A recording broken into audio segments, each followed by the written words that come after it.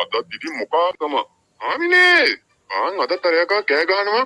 මොකක් හරි ප්‍රශ්නයක් වෙන්නේ නැති. මගේ මුළු කොණ්ඩෙම තට්ටෙටම ඉඳලා ගියේ ඕකගේ ප්‍රශ්න වලට උත්තර හොයලා. මේ තියෙන රැවුල ටිකක් දෙලින්න තමයි ඕක ඔය හදන්නේ. අනේ මන් නොදන්න තමුසේගේ තට්ටේ. පොන්න පොඩි එකා අහන ප්‍රශ්නකට උත්තරේ හොයලා දෙනවා. අමුතුවෙන් හින්දෙන්න දෙයක් නෑ ඔය තට්ටේ. පරම්පරාව එකෙක්ගේවත් හරියට කොණ්ඩේ තියනවද?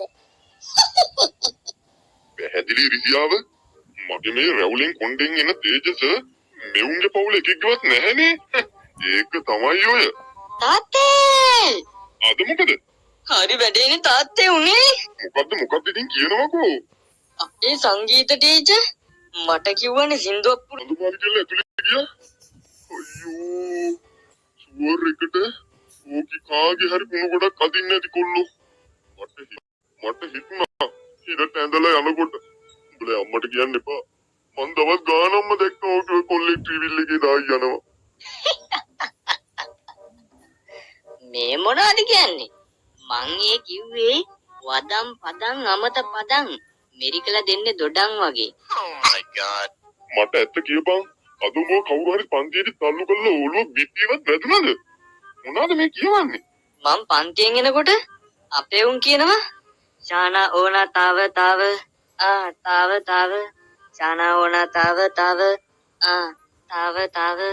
ශානා මේකයි ශානා ඕනා තාව මොකට පිස්සුවත් ඇදීගෙන එනවද? හරි තාත්තා දන්නවද මං ටීචර් කියපු සින්දුව මොකක්ද කියලා? මොකද දැන් කියන්නේ? මං කියන්නේ ඉතින් ඉන්නේ මේක ජය කකයිනේ කියපන්කෝ ඉතින්. තාත්තා ඉතින් රුචිය කනවනේ. චුට්ටක් ඉන්නකො මැද්දෙන් ඇඩ් දාන්න නැතුව. කුණු ගොඩේ මැස්සමම තේරුම් ගියේ පස්සේ මට ඒත් මම පන පිටි සඳ මාලි. ශානා ඕනා තව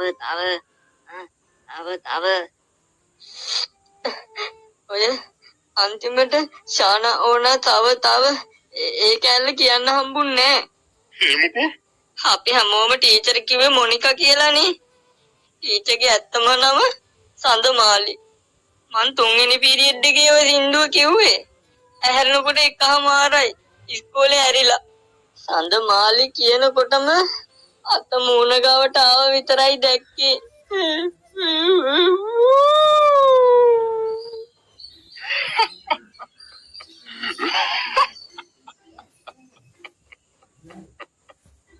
ඔල්ලෝ කිව්වේ නැද්ද? ශානා ඕනා තව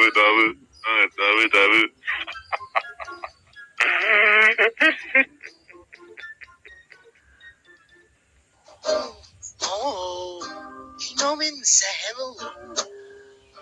Upatong puro anundo. Ako natiwa at atap ng mata kung may nawa.